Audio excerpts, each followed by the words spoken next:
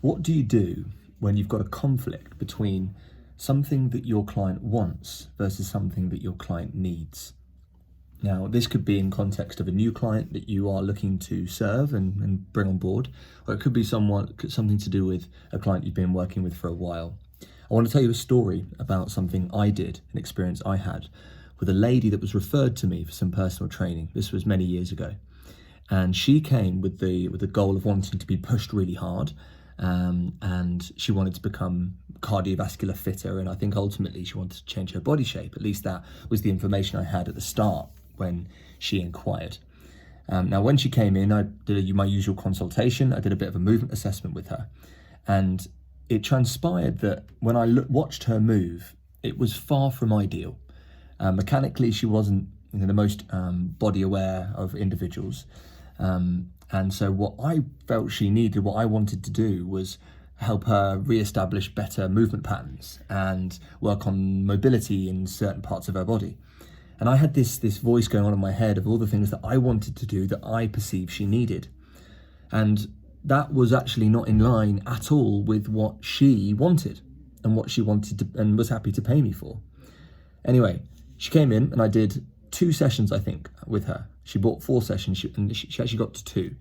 And in the evening of the second session, when it had all been done, she messaged me saying, "David, I think," I can't remember the exact words, but I think our wires are crossed here, and I'm not sure if you can be the one to help me. This was after 2 hours of mobility and core conditioning that I'd started with.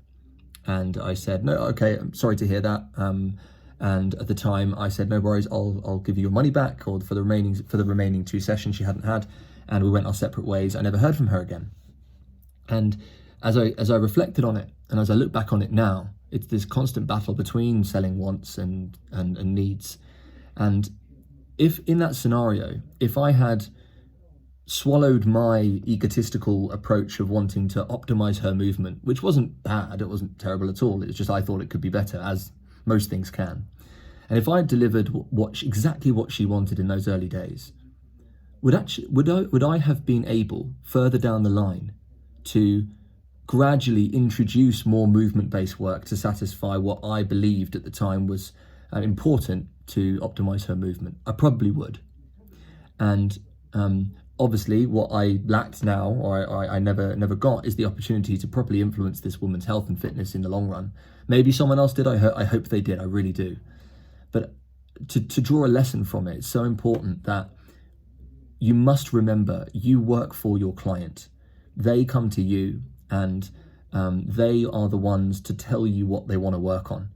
And in 99% of cases, you have to do your best to fulfill that end, that promise that you seek to fulfill. Whatever goal it is that they have, you've got to deliver that, no matter what you might want to work on with them and based on your wishes and your dreams.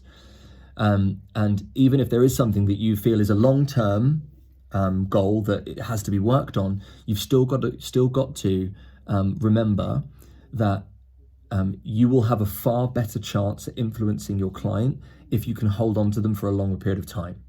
Nothing to do with it from a business context. This is to do with your ability to get them engaged and to give yourself the longest possible time and the best possible chance of influencing their long-term health and fitness. And that's what I learned in that moment, with that experience, and it's served me ever since. And I hope that little story can help you in the same way.